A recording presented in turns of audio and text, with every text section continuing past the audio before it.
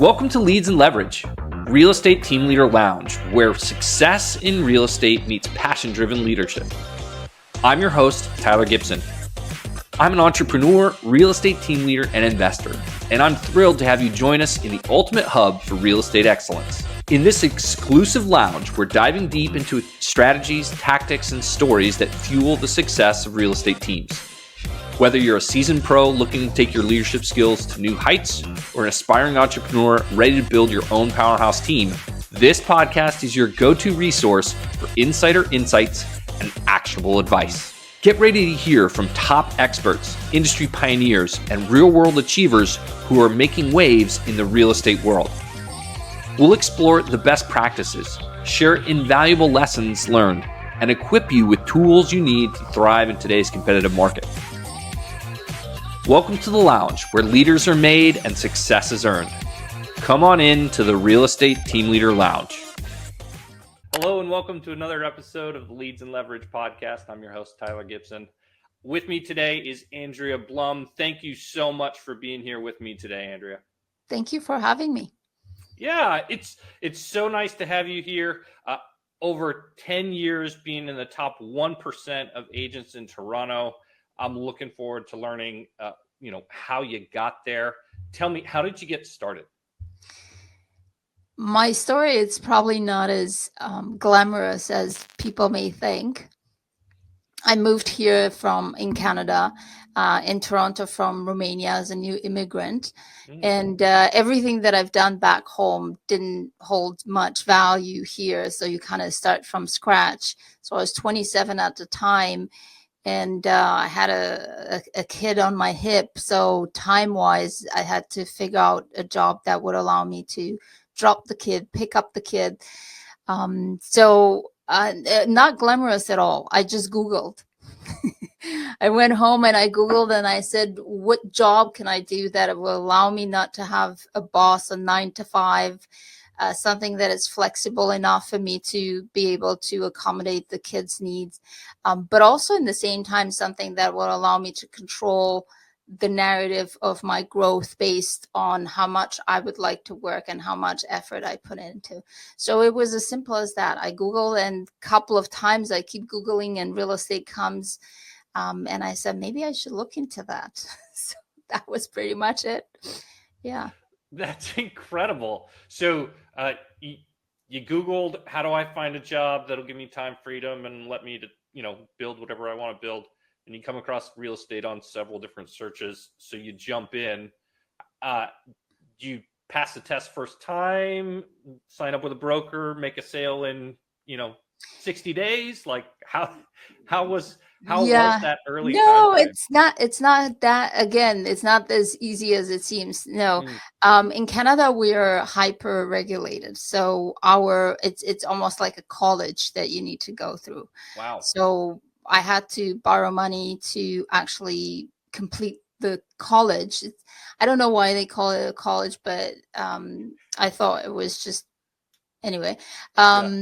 So it was for me quite challenging because English is not my first language.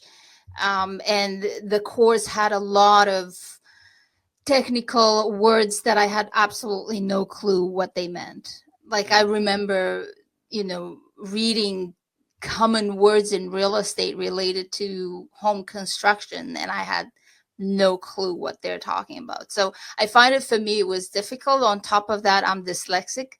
So it was a challenge to memorize anything. So, and also there's a lot of math involved, which I had no idea. I thought I'm going to sell homes. I'm not going to need math. But that was a challenge. So it took me about 8 months to complete the course while having a full-time job and all of that. So, it's, you need to do whatever you need to do. So, yeah. And then after that, of course, you don't get any deal. And because everybody was telling me, my broker said, great people, by the way, but they were like, reach out to your sphere. I don't think they're interested from Romania to purchase anything in Canada. But, and then they said, do open houses, work with leases. None of that really worked for me. And then I participated on a training. Again, I go to the end of a Google if I need to go and watch tons of YouTube, whatever it takes. So I came across trainings related to what's called prospecting. And I said, wow, that's something. So I started door knocking and cold calling. At the time, social media was not a thing to get business from. And even if it was, I would have not had any, good start with no sphere of influence or anything like that. So I said to myself, where are the clients? Where am I selling? What's the product? The product is on the street, and the people that own these homes are there. So I just literally went door knocking in the times frame that my daughter was in kindergarten and then in school, and I couldn't work with buyers because I couldn't afford to have a car and just go and drive around with people. So in a way, it was a blessing in disguise, because I was forced to become a listing agent from day one and have this restraints on my time frame. And I went to the doors and I found clients. And after participating in these trainings for prospectings, literally in my first year, I took 14 listings just by going and basically asking people for business. That is incredible. And I just want to unpack a couple of things. First of all, what kind of mindset could you even have to continue forward in the face of so many challenges, simply from the educational side and the language barriers? I mean, that's incredible to me, because I know I probably would have quit or said this isn't something I could No, do. you would have not. Well, I think necessity is the mother of all inventions. When you need to pay the rent, when you need to feed someone that's in your care, you don't care and you do whatever it takes. That I think that's very true. That motivating factor, parent becoming a parent, it changes a lot of things. I think for a lot of folks, it certainly did for me too. So that's incredible. I love the fact that you decided to go door knocking, because you could probably take public transportation to a neighborhood close by, and then spend your entire work time there, and then head back over to where you needed to, simply because you didn't have a car. What great out of the box thinking. Again, I think so many people I meet today, they don't problem solve like that. They go, oh, well, I can't do that because I don't have a car. Yeah. I don't think there is some credit to that, but I think it's a natural instinct, to me at least, and to many people that I surround myself with. You need to do what you need to do. You need to put food on the table. It's not going to be a matter of comfort. It's going to be a matter of how. And it's always that question that always bears in my mind. I need to talk with the people that have homes and they're willing to sell it. Where are they? It's as simple as that. Where are these people? How can I get in front of them? And since social media at the time wasn't a thing where people are spending 20 hours scrolling to find me, I had to find them. So you do what you have to do, and there's a certain element of common sense. You apply it there, and obviously it's not easy. And I think for me, it wasn't easy, not necessarily not having a car or not having enough time. It was the weather. Because in Canada it's very cold. Yeah. So at some point when I started to make it some money, I said, these are my limited, my minimum standards. When it's -2 degrees or less, you're not going to see me outside. So, but there are a lot of challenges, I think. But I've been blessed to not have an issue with rejection. So, I'm very lucky in that sense, that I have a very tough skin where rejection doesn't get me. So being at the door, facing that type of rejection, it never really fazed me, because there were amazing people in the same time that I had conversations with, and created amazing relationships and sold their homes and pay my bills. Yeah, that's incredible. I love so much about this origin story. So, but we don't have that much time today, and your business, I'm sure, looks very different today. So now you lead a team. Tell me a little bit about your team, and when did that start?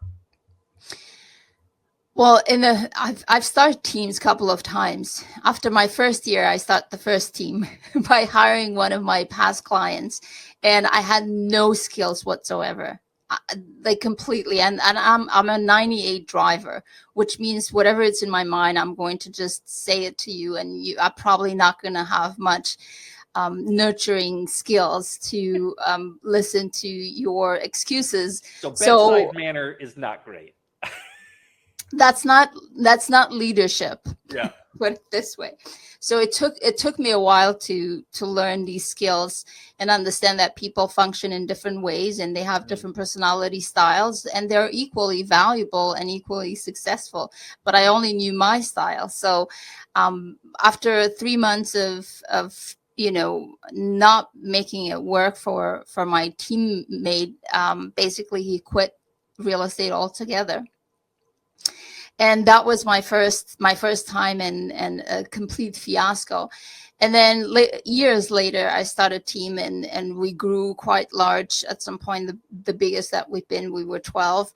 And then I dissolved that one as well, because over time you face the challenges of managing people and creating a culture, but also to create an environment that is sustainable in the long term. So in 2018, I decided to actually purchase a brokerage instead of developing an internal a team. And that was also pretty eye-opening. After looking into purchasing a brokerage, I realized that the expenses of supporting a brokerage and the bureaucracy behind it won't allow me to do what I like the most, which is to either be in sales or to coach, which is really my passion. And it was a disappointment. If you think of me as someone that doesn't know English, goes and door knocks and has all of this trust in the process and all of that, for the first time in my life, I was totally depressed for a month. I said, where am I going? This is not sustainable. I did, 40 transactions a year as a solo agent, $500,000 in GCI on all of that, but it's not sustainable. It's not something that you can do for your entire career, because it's just, there's no time freedom, there's no money freedom, there's no location freedom. So I decided to look into the revenue share. And I grew a revenue share model where you still have, to a certain extent, the same kind of environment of leadership, training, coaching, community, but in the same time you leverage the technology of the company, the admin of the company, and all the other aspects that really they weren't in any way appealing to me. So to me, that was way more sustainable in the long term. But also in the same time, I find that there's an element of honesty towards your people that you bring, and you uproot them from their other brokerages by giving them the same, absolutely same type of opportunity like yours, and for them to create a brand for themselves rather than supporting my brand. So over time, that really turned out to be helping with retention and creating an environment where everybody really has the same opportunity.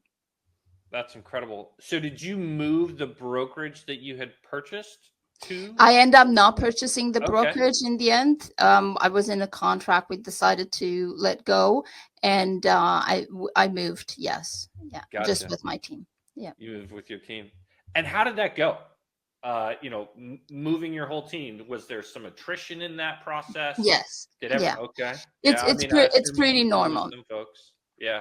I think every change, and people are usually afraid of change, but every change, it comes with a temporary loss. Every expansion comes with a temporary loss. So it's one of the things that when I coach agents, I find that they have a hard time with. They kind of get accustomed with a certain lifestyle, or a certain way of doing things. But when you want to expand, when you want to grow, you have to expect that something is going to give. You need to make time to create new opportunities, which most likely that time is being taken away from a place that already produces some form of value, income value.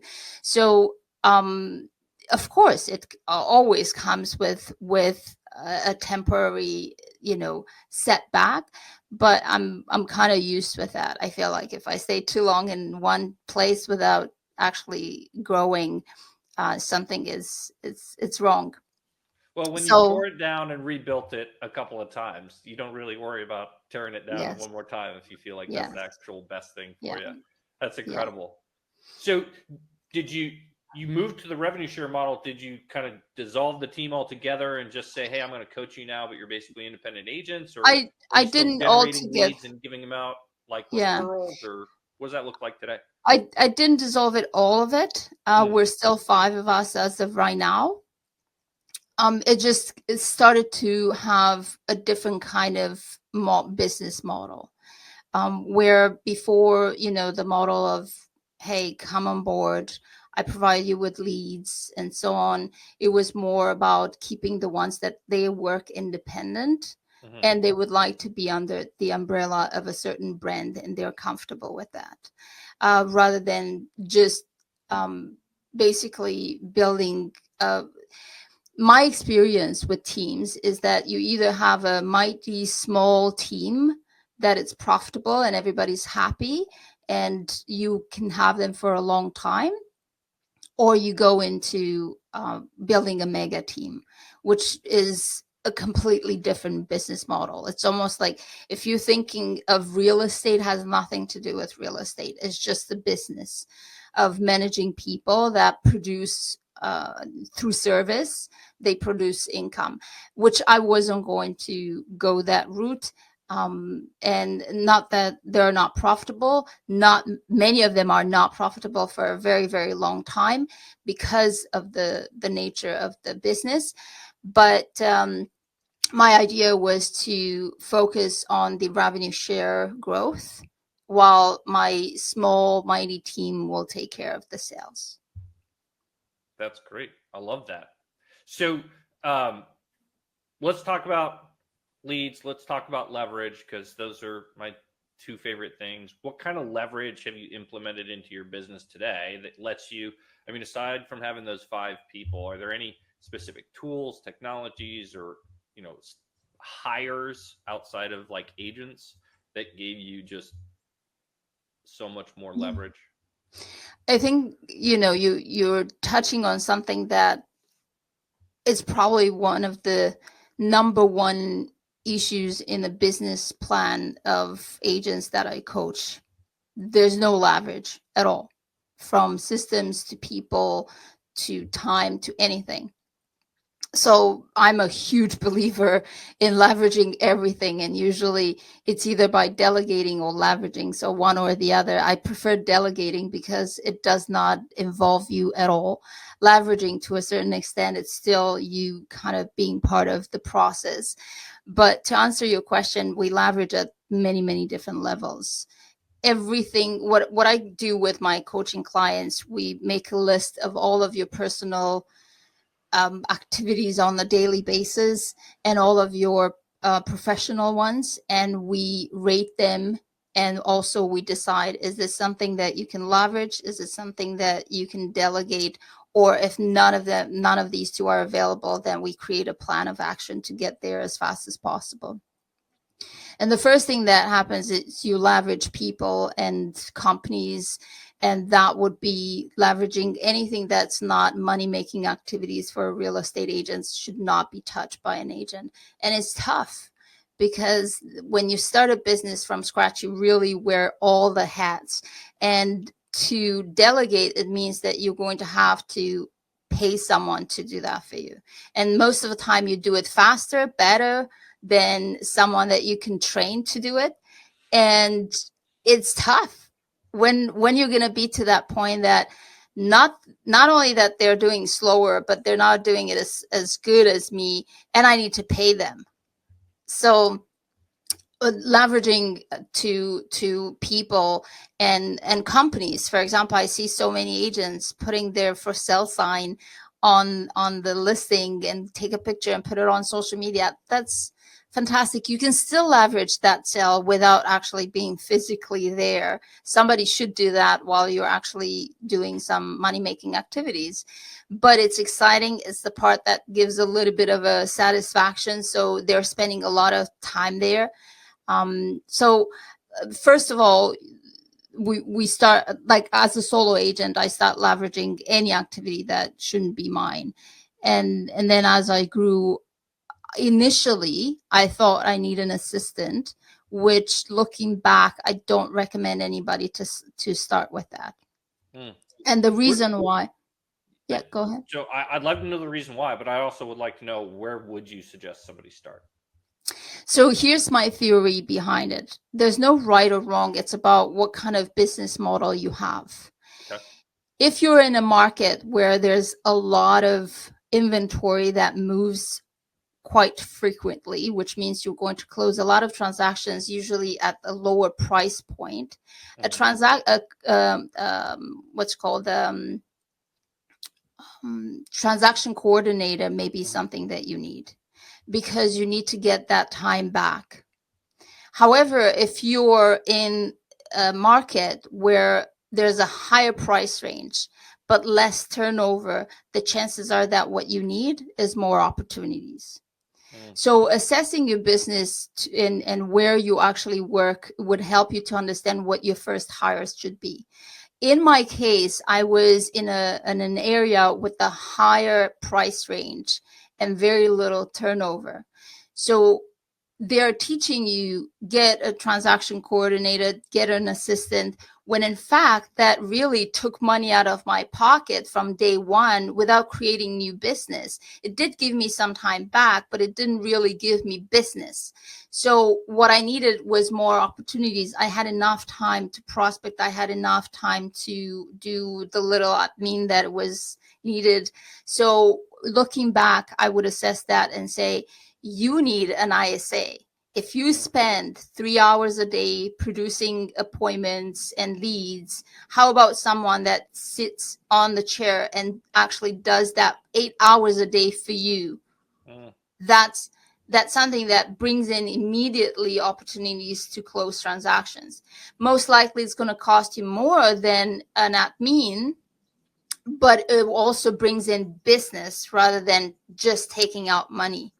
So, and then as you grow and you have enough appointments and you produce enough money, then you can, of course, you close more transactions. You would get your transaction coordinator. Another part that I can tell you is that I hired immediately a buyer agent, which in my opinion, looking back, it's also a mistake. A showing agent is something that you need, someone that you can train just for showings. It gives you back time of what's most time consuming in this business, which is previewing properties with your buyers, but they're not involved in that transaction whatsoever other than opening the door. That gives you an enormous amount of time back, but also financially, you only pay them, 10, 20%, depending on the market that you're in. And you don't have to pay someone 50-50. And you don't have much control on how the transaction is going once you completely delegate that. So there's a couple of steps that obviously over time I've learned to do differently and see through try and error. And then obviously being surrounded by other leaders that we communicate, we mastermind together to realize that things are not always as they seem to, coming from a certain type of training versus other models that may be way more profitable. Yeah. Wow. Such great knowledge there. And actually, I was going to ask, what would you pay a showing agent? But you actually mentioned it, 10 to Yes, 20%. yeah, Which it is really incredible. depends. Yeah. Yeah, It really depends on where the area that you're in, but anywhere between 8 to 20%, Yep. it's a fair combination. And that really includes you went out once or you went out for like 30 times. Right.